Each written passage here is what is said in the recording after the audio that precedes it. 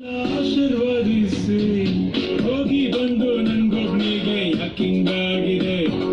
ಯಾಕಿಂಗಾಗಿದೆ ಯಾಕಿಂಗಾಗಿದೆ ಹುಡುಗಿ ಸುಮ್ಮನೆ ಇದ್ರು ಏನೋ ಅಂದಂತಾಗಿದೆ ಅಂದಂತಾಗಿದೆ ಅಪ್ಪಿಕೊಂಡಂತಾಗಿದೆ